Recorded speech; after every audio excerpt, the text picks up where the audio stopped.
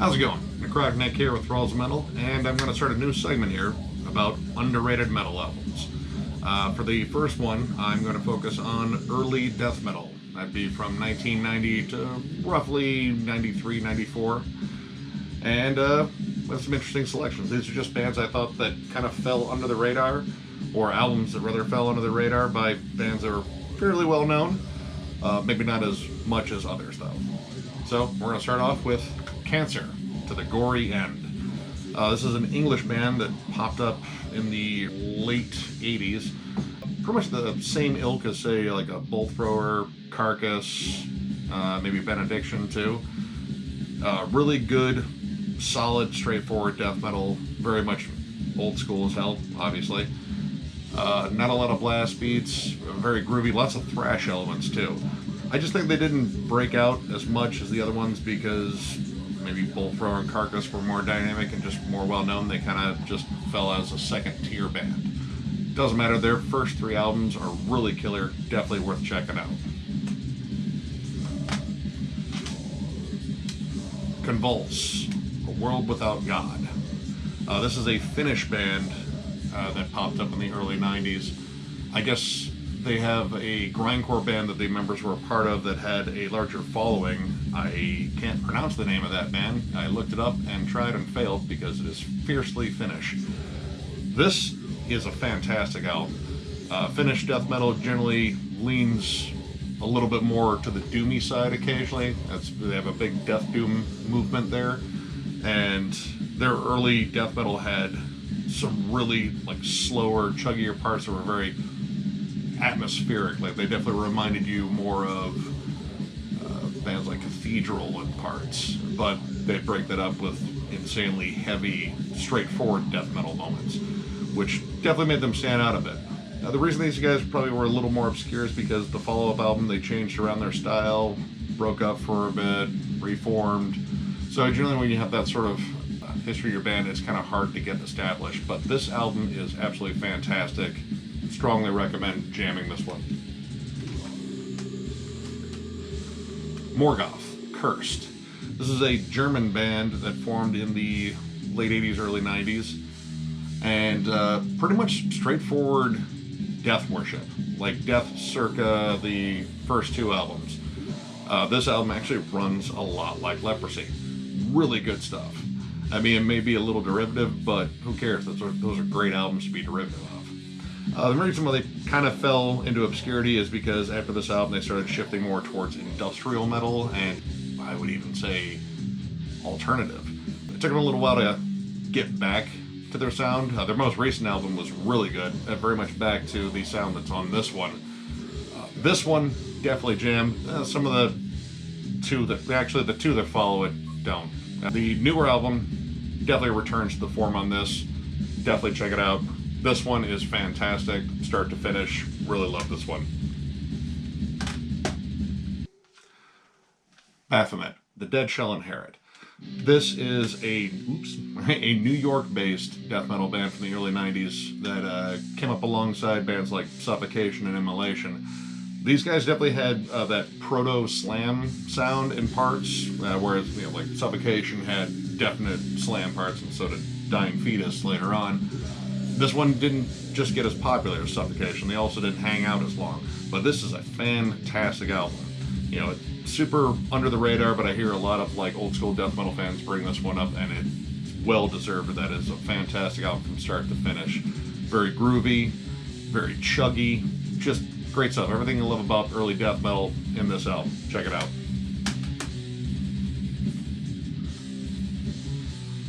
Brutality, Screams of Anguish. This is a Florida death metal band that put out some fantastic early releases and then just kind of disappeared after a while. I want to say I think they took the groove metal route a little bit later, but their first two albums are exceptional. Pretty much combine like Morbid Angels, more technical moments, and then just the pure like punch in the face that Cannibal Corpse brings, and you'll get Brutality. Really excellent songwriting. Lead work on this is exceptional as well. Definitely jam this one. This is a reissue I got on Metal Mind.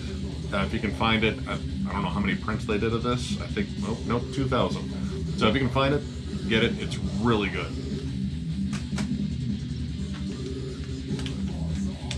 Monstrosity, Imperial Doom. Fantastic old school Florida death metal. Solid drumming from Lee Harrison on this. Really good songwriting. It's pretty much like a more technical deicide. The reason this band kind of fell into obscurity is because they're famously known as the band that Corpse Grinder used to sing for before he went to Cannibal Corpse. He was on their first 2 albums, and this is their first one. It's fantastic. Like, there's solid songwriting across the board on this. This is a great jam. And the follow-up one, too, Millennium, was really good, too. And then he departed, and the band had to find different singers, and they just kind of became one of the second-tier Florida death metal bands. Just never really picked up enough steam, I guess. But they're recently reformed and put out a new album last year, and it's really good. I'm glad to see these guys are back in action because super underrated band altogether.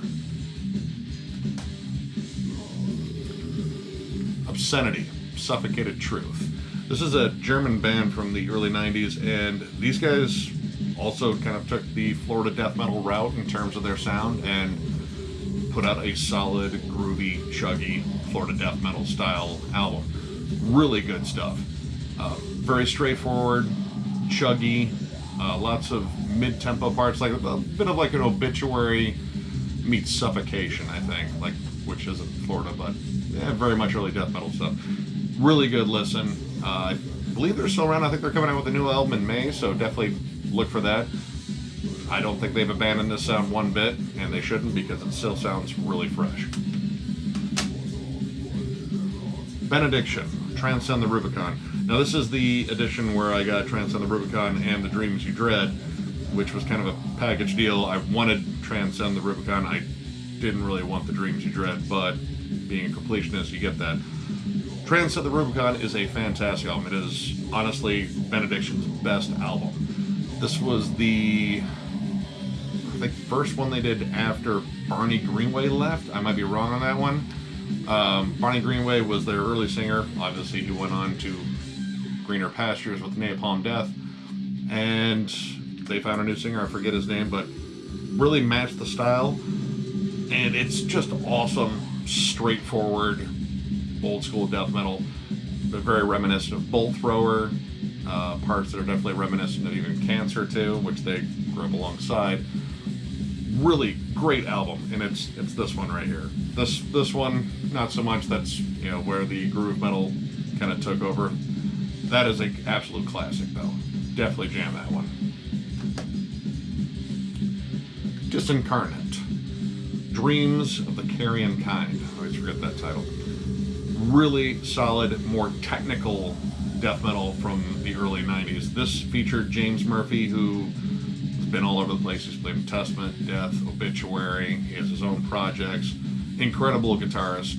And obviously the lead work and guitar work all around is super good on this. This really has kind of that punchy Suffocation feel across the board, but matched with a more virtuoso lead style that goes through.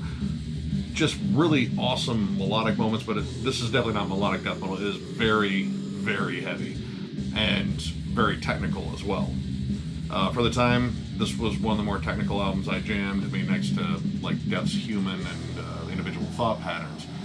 Fantastic album, really good writing. I guess they just never got off the ground because I think this is the only album they made, and you know, James Murphy has medical issues and a ton of other projects he's in, so I guess they just kind of fizzled out. It's too bad. Really good album. Macabre The Winterlong. This is a Swedish death metal band that I think this is their only full length. They put out a live album not too long ago, but they have not recorded anything new, which is probably why they are underrated. If you like straightforward Swedish death metal in the vein of Dismember, Entombed, Unleash, Nihilist, stuff like that, very much in that vein. Touch more melody to a lot of the songs though, so they kind of they had that kind of border sound between melodic death and Swedish death metal, kind of like Evocation. Really good songwriting, hefty amount of D-beat stomping, which is always good in Swedish death metal. Really good listen. It's just, you know, Sucks they never got another album out. I'd love to hear these guys get back together. Morta Skuld, Dying Remains. This is an awesome old school death metal release from a really awesome, underrated band. Their first 2 albums, I think, are absolutely classics, and then they kind of fell off in quality, disappeared for a bit. I want to say they got in some groove metal / new metal bands and disbanded Morta Skuld altogether or changed the name. The history's kind of dicey. But this is just great old school death metal. Very groovy, chuggy, and pretty much everything you're looking for in death metal has a bit of a death meets obituary sound. I think the reason why they didn't really take off is because the area they came from, they were from Milwaukee, Wisconsin, really didn't have a huge death metal scene coming up. They didn't have the luxury of being in Tampa. So they kind of got pushed aside, and they gained some steam later, then just, you know, kind of fizzled out for a while and pursued different avenues. They are back. They put out an album as recently as somewhere in the 2010s, which is a long period of time now. But I think they're still writing new music. I have yet to hear anything that sounds the quality of their first 2 albums. This one is a stone cold classic in my opinion.